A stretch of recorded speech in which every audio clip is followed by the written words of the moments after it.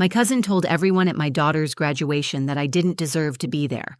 What happened next left the entire auditorium in tears. I'm Maya, and 3 years ago, I made the hardest decision of my life. I packed everything my 18-month-old daughter, Sophia, and I owned into 2 suitcases and left my abusive marriage with nothing but hope and determination. Everyone said I was crazy. My own family whispered that I was throwing my life away, that I'd never make it on my own, that poor little Sophia would suffer because of my selfish choices. They were wrong about everything except one thing. It wasn't going to be easy.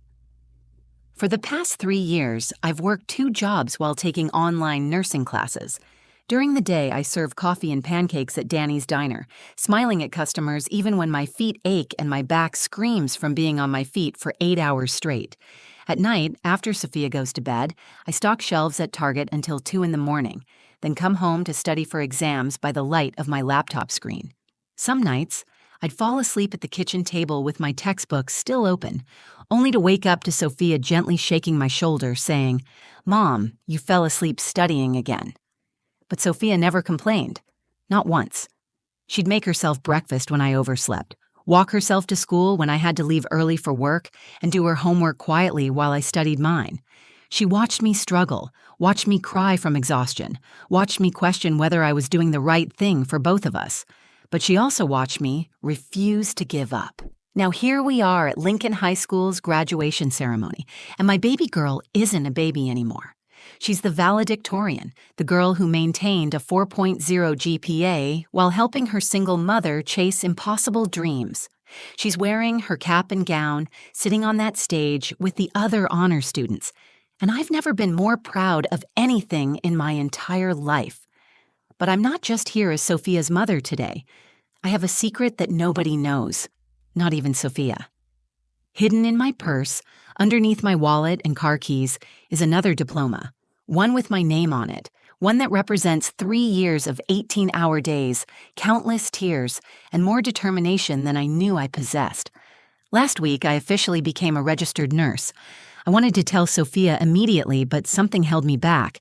Maybe it was the years of hearing my family say I'd never amount to anything. Maybe it was my cousin Rachel's constant reminders that I was just a struggling single mom who couldn't provide the stability a child needs. Or maybe it was the voice in my own head that still whispered I didn't deserve to celebrate my achievements when they came at the cost of so much sacrifice. Rachel is here today, of course, sitting 3 rows ahead of me with her perfect husband and their 2 well-behaved children. She's wearing a designer dress that probably costs more than I make in a month, her hair professionally styled, her makeup flawless.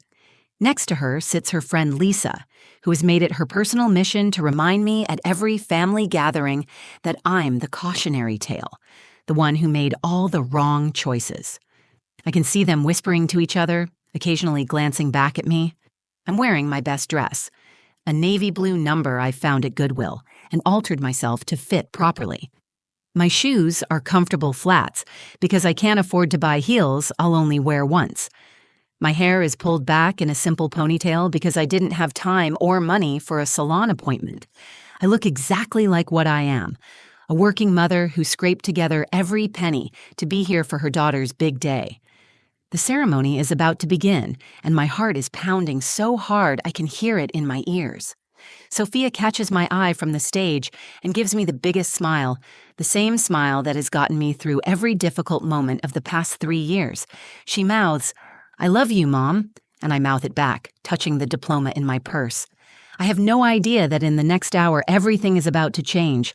I have no idea that Rachel's cruel words are about to push me past my breaking point, and I definitely have no idea that I'm about to do something that will not only shock everyone in this auditorium, but will also change how I see myself forever.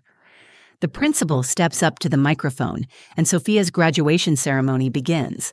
The morning of Sophia's graduation started like every other morning for the past 3 years, with me questioning whether I was strong enough to keep going, then finding the strength anyway because giving up was never an option. I woke up at 5 a.m., not because my alarm went off, but because my body has been programmed to function on 4 hours of sleep. The apartment was quiet, and for a moment I allowed myself to lie there and think about how far we'd come.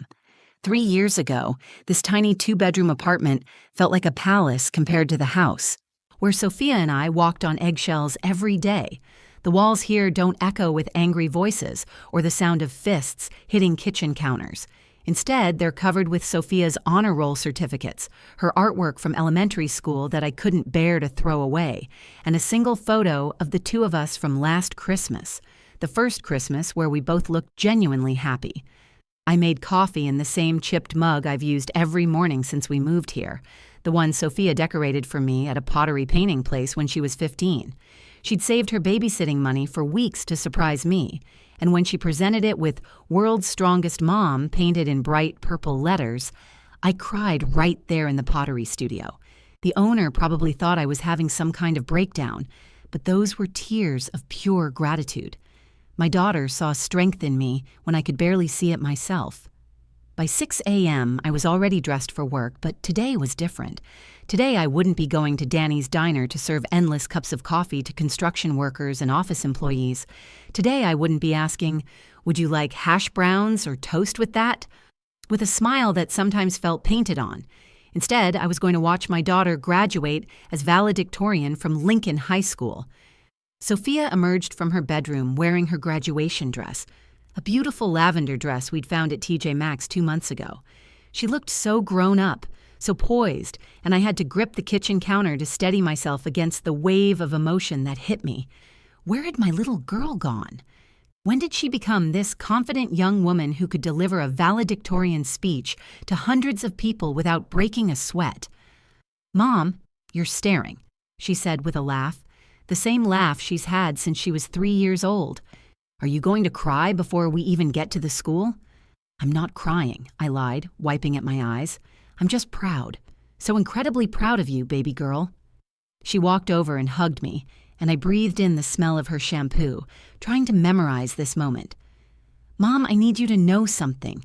Everything you've sacrificed for me, every extra shift you worked, every night you stayed up studying while I was sleeping, I see it all. I know what you gave up so I could have this day." I held her tighter, not trusting my voice to remain steady. This beautiful, intelligent, compassionate young woman was my daughter. Despite everything we'd been through, despite all the times I felt like I was failing her, she had grown into someone extraordinary. "There's something else," she said, pulling back to look at me. "I know you've been hiding something from me. You've been different these past few weeks, like you're carrying some kind of happy secret. Whatever it is, I hope you know you can tell me anything." My hand instinctively moved to my purse where my nursing diploma was carefully tucked away. I'd planned to tell her after the ceremony, maybe over dinner at that little Italian place she loves.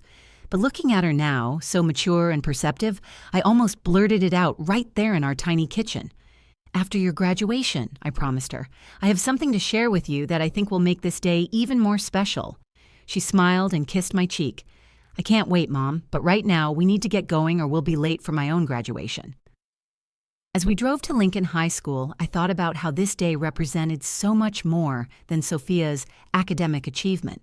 It represented proof that we had not just survived the past 3 years, we had thrived.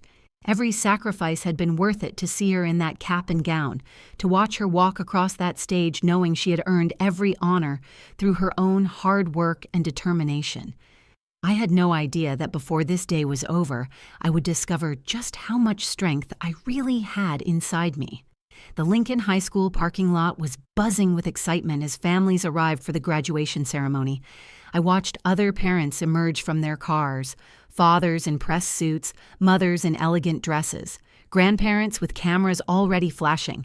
Everyone looked so put together, so confident in their place here. I smoothed down my navy dress one more time and reminded myself that I belonged here just as much as anyone else. That confidence lasted exactly 3 minutes. Well, look who decided to show up. I turned to see Rachel strutting toward me in her designer heels, her husband Mark trailing behind her with their 2 children. She was wearing a cream-colored dress that probably cost more than my monthly rent, her hair swept up in an elaborate updo that screamed, "I had this done professionally." Behind her, Lisa clicked along in matching designer shoes, her phone already out and recording everything like she was documenting some kind of social experiment. "Hi, Rachel," I said, forcing a smile. You look nice. Oh, this old thing. She did a little twirl, making sure I noticed the expensive fabric and perfect fit. Mark surprised me with it last week. He said I deserved something special for supporting the family while he builds his practice. Her eyes scanned my outfit with barely concealed disdain. That's a lovely dress too, Maya. Very practical. The word practical hit like a slap. I knew what she really meant. Cheap, secondhand, the kind of thing someone like me would wear because it's all I could afford. Thank you, I replied, my voice tight. I should go find my seat. Oh, about that, Rachel said, stepping closer. I was talking to some of the other family members, and we were wondering if you'd be more comfortable sitting somewhere else. Maybe toward the back. We have quite a large group in the family section. Lisa nodded enthusiastically. It's just that space is so limited up front, and well, some people have been more involved in Sophia's life than others. My stomach dropped. More involved? I'm her mother. Of course you are, Rachel said with fake sweetness. But let's be honest, Maya. What kind of example have you really set for that poor girl? Working those dead-end jobs, living in that tiny apartment, dragging her through your messy divorce. Thank God she's smart enough to rise above her circumstances. The words hit me like physical blows. My circumstances? Don't get defensive, Lisa chimed in, her voice dripping with false concern. We're just saying that some people know how to provide stability for their children, and others... She shrugged dramatically. Well, at least Sophia turned out okay, despite everything. Rachel leaned in closer, her voice dropping to a whisper that somehow felt more cruel than shouting. Look, I know you're proud of her, and you should be. But when they ask for family members to share words about the graduates, maybe you should just clap from the back. Let the people who actually know how to succeed speak for her. She's accomplished so much. She deserves to have role models representing her, not cautionary tales. Cautionary tales? The words escaped before I could stop them. Come on, Maya, Rachel continued, her mask of politeness slipping completely. Single mother, working multiple minimum wage jobs, barely keeping your head above water? You're exactly what parents warn their daughters not to become. I'm not trying to be mean, I'm being realistic. This is Sophia's big day. Don't make it about your struggles. Lisa nodded vigorously. Exactly. Today should be about celebrating success, not reminding everyone of what happens when you make poor life choices. I felt my face burn with humiliation. Other families were walking past us, some glancing over curiously. I wondered if they could hear the conversation, if they were judging me too.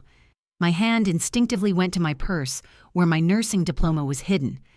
I had been so excited to share my achievement, but now it felt insignificant compared to their perfectly orchestrated lives.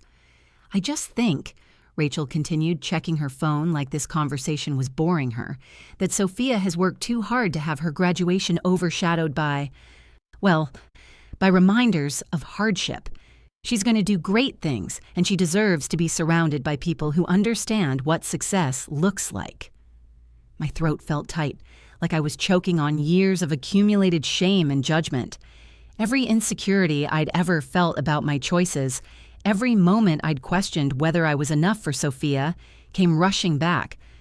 But then I thought about Sophia's face this morning, the way she'd hugged me and told me she saw everything I'd sacrificed.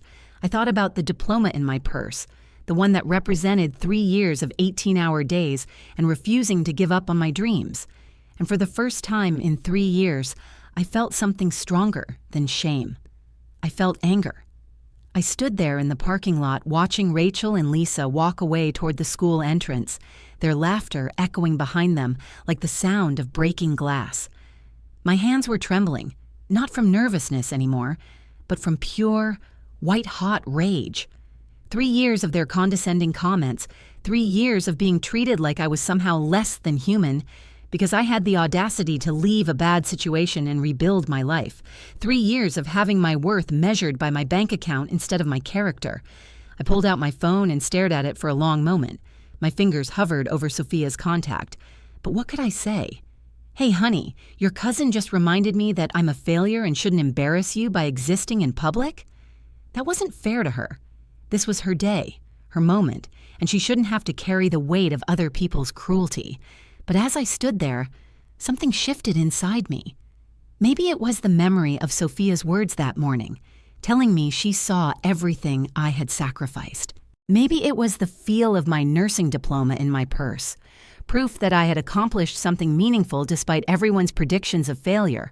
Or maybe I was just tired of being small, tired of apologizing for my existence, tired of letting other people's narrow definitions of success make me feel worthless. I typed a message to Sophia. "Honey, after you receive your diploma today, I have something important to share with everyone. I need you to trust me on this, okay? I know it might seem unexpected, but I promise it's something good." My phone buzzed almost immediately. "Mom, you're kind of scaring me, but also making me super curious. Whatever you're planning, I trust you completely. You've never let me down before." Those words hit me like a lightning bolt. I had never let her down before, despite everything Rachel and Lisa had said. Despite all the times I felt like I was failing, my daughter trusted me completely. She had watched me work 2 jobs while going to school, watched me choose her well-being over my own comfort every single day, and she had never once looked at me with anything but love and respect. I walked into the school building with my head held high for the first time in years. The hallways were filled with families taking photos, graduates hugging their friends, teachers shaking hands with parents. I found my assigned seat in the family section, yes, the family section, because I belonged there, and watched as Rachel and her group settled into their seats a few rows ahead, still whispering and glancing back at me. But their whispers didn't sting anymore. Instead, I used the time before the ceremony to think about what I wanted to say, not to defend myself, not to prove my worth to people who had already decided I was worthless, but to speak to the other mothers in this auditorium who might be feeling the same shame I had carried for so long. I thought about the single mother who worked at the grocery store checkout when I bought Sophia's cap and gown, who had mentioned her own son was graduating this year, but she wasn't sure if she could afford to take time off work to attend. I thought about my neighbor, Jessica, who was raising 3 kids alone after her husband left, who always apologized for her children's laughter being too loud in the hallway. I thought about all the women who had been told directly or indirectly that their love wasn't enough, that their sacrifice didn't count, that they should be grateful for whatever scraps of respect society was willing to throw their way. As the ceremony began and I watched Sophia take her place on the stage with the other honor students, I realized that this moment wasn't just about her anymore.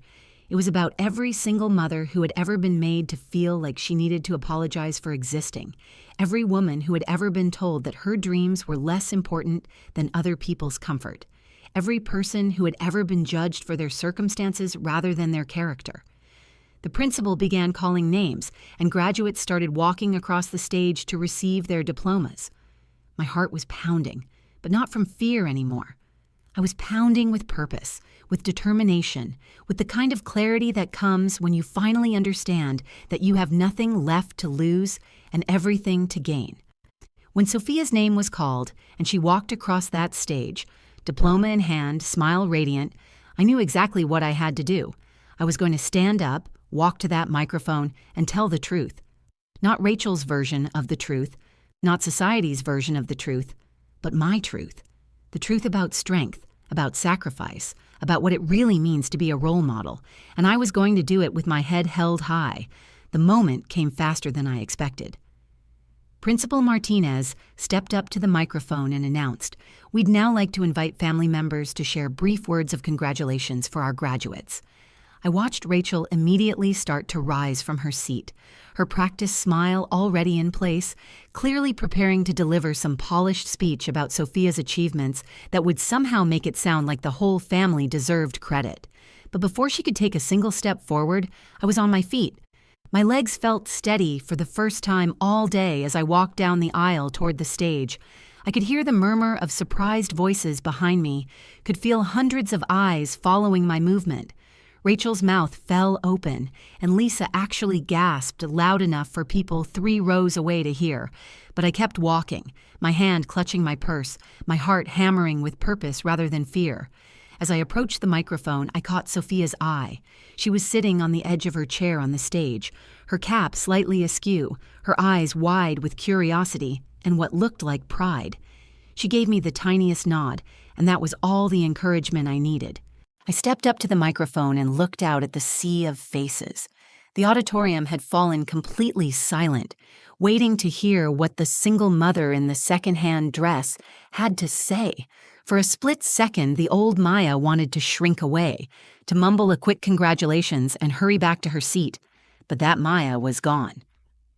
"Before this ceremony ends," I began, my voice clearer and stronger than I'd ever heard it, "I have a message for every single mother here." The silence deepened. I could see some women in the audience lean forward, recognizing something in my tone that spoke directly to them. 3 years ago, I left everything I knew to protect my daughter and myself from a situation that was slowly destroying us both.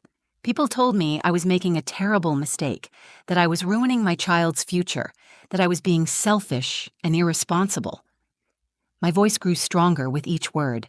I was told that someone like me could never provide the kind of life my daughter deserved. I paused and looked directly at Rachel, whose face had gone pale.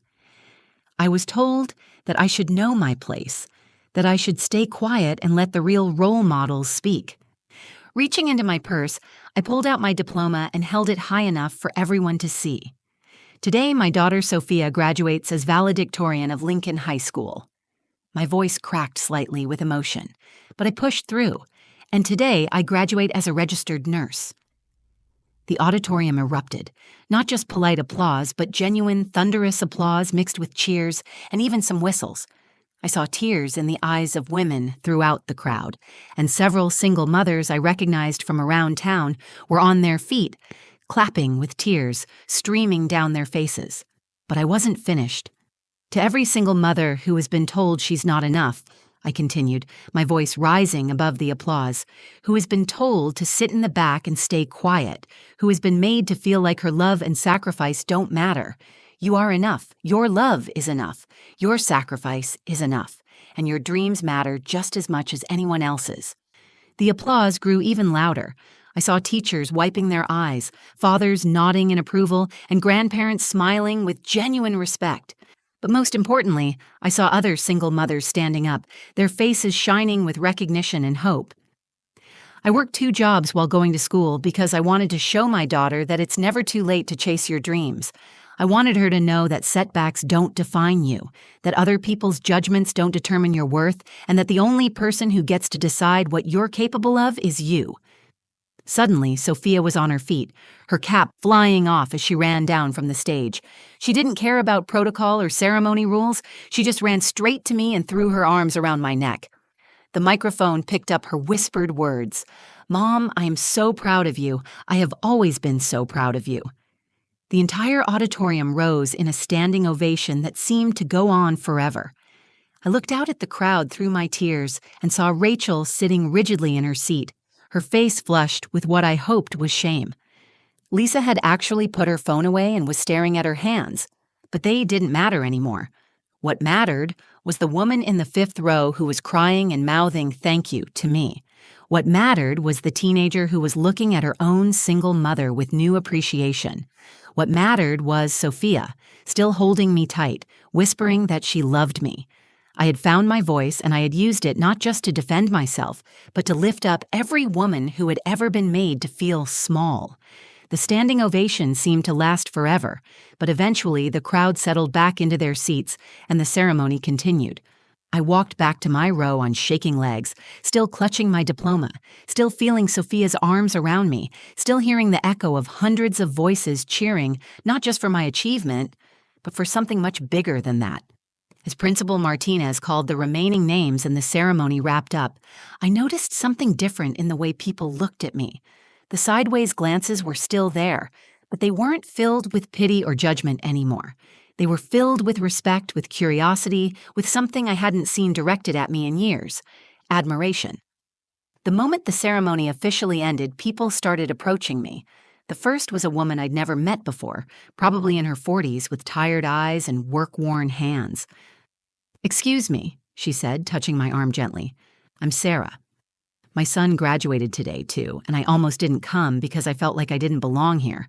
I worked 3 jobs just to keep us afloat, and I thought everyone would look at me and see failure." Her voice cracked. "But listening to you up there, I realized I'm not a failure. I'm a survivor. Thank you for giving me my voice back." Before I could respond, another woman approached, then another. Within minutes, I was surrounded by single mothers, working mothers, women who had been made to feel small by a world that seemed to value traditional success over the kind of strength it takes to rebuild your life from nothing. Then I heard a familiar voice behind me, Maya. I turned to see Rachel standing there, her perfect composure completely shattered. Her eyes were red, her carefully applied makeup slightly smudged, and for the first time in years, she looked genuinely vulnerable. "Rachel," I said quietly, not sure what to expect. "I owe you an apology," she said, her voice barely above a whisper. "Actually, I owe you about 1,000 apologies, but I'll start with one." She took a shaky breath. "I was wrong about everything. I was so wrong that I'm ashamed of the person I've been to you all these years." Lisa appeared beside her, looking equally uncomfortable. "We both were," Lisa added, her usual smugness replaced by genuine remorse. "Maya, what you've accomplished, what you've overcome, it's incredible, and we've been horrible to you." "You have," I agreed, and they both flinched. "But I'm not going to stand here and pretend it's okay, because it wasn't. Your words hurt. They made me question my worth as a mother and as a person. But you know what? They also made me stronger." Rachel nodded, tears spilling over. "I was jealous," she admitted. "I know that sounds crazy, but I was. You had the courage to leave a bad situation and start over, and I've been stuck in the same safe, predictable life for years. Instead of admiring your strength, I tore you down to make myself feel better about my own choices." "And I followed along because it was easier than thinking for myself," Lisa added. "I'm sorry, Maya. Truly sorry." I looked at both of them for a long moment. The old Maya might have immediately forgiven them, might have minimized their cruelty to avoid conflict, but the woman standing here now understood that forgiveness didn't mean pretending the hurt never happened. "I appreciate your apologies," I said finally, "and I hope you mean them. Because there are women all around us who are struggling, who are doing their best in impossible circumstances, and they don't deserve to be torn down by people who should be lifting them up." Later that evening, Sophia and I went to that little Italian restaurant she loved, just the two of us. We sat across from each other, both of our diplomas propped up against the napkin holder like the most precious centerpieces in the world. "Mom," Sophia said, twirling pasta around her fork, "I need you to know something. What you did today wasn't just brave, it was necessary. Do you know how many of my friends have single mothers who feel ashamed of their circumstances? How many women in our community have been made to feel like they're not enough?" She reached across the table and took my hand. "You didn't just stand up for yourself today. You stood up for all of them, and you showed me what real strength looks like." 6 months later, I started my first day as a registered nurse at Children's Memorial Hospital. My supervisor showed me to my office, and I hung both diplomas on the wall side by side. Sophia's high school diploma and my nursing degree, proof that dreams don't have expiration dates and that the only timeline that matters is your own. That same month, I started a support group for single mothers that meets every Saturday morning at the community center. We started with 5 women sitting in a circle, sharing our stories and our struggles. Today, we have over 50 members, and we've helped dozens of women apply for college programs, find better jobs, and most importantly, remember their worth. Because that's what I learned that day at Sophia's graduation. Respect isn't given based on your marital status or your bank account or how perfectly your life fits into other people's expectations. It's earned through perseverance, through love, through the courage to keep going when everything seems impossible. Every single mother deserves to take up space, to speak up, to be proud of what she's accomplished. We don't belong in the back. We belong wherever our strength and our love have brought us. And sometimes we belong at the microphone, telling our truth so loudly that nobody can ever make us feel small again. If Maya's story touched your heart, you're not alone. Her journey from feeling ashamed to standing proud at that microphone reminds us that our circumstances don't define our worth. Our courage does. To every single parent watching this, To everyone who's ever been made to feel like they don't belong, to anyone who's rebuilding their life one day at a time, Maya's message is for you. You are enough. Your dreams matter, and your voice deserves to be heard. This story isn't just about one graduation ceremony. It's about the power we all have to change the narrative, to stand up for ourselves and others, and to turn our struggles into strength. Did this story inspire you? Please hit that share button and spread Maya's message to someone who needs to hear it today. Drop a comment below and tell us about a time when you found the courage to speak your truth. Your story matters too. And if you want to hear more stories about real people overcoming real challenges, make sure to subscribe to our channel and hit that notification bell. Every week we share stories that remind us of the incredible strength of the human spirit. Remember, somewhere out there is someone who needs to hear exactly what you have to say. Don't let anyone convince you to stay silent. Your voice matters, your story matters, and you matter.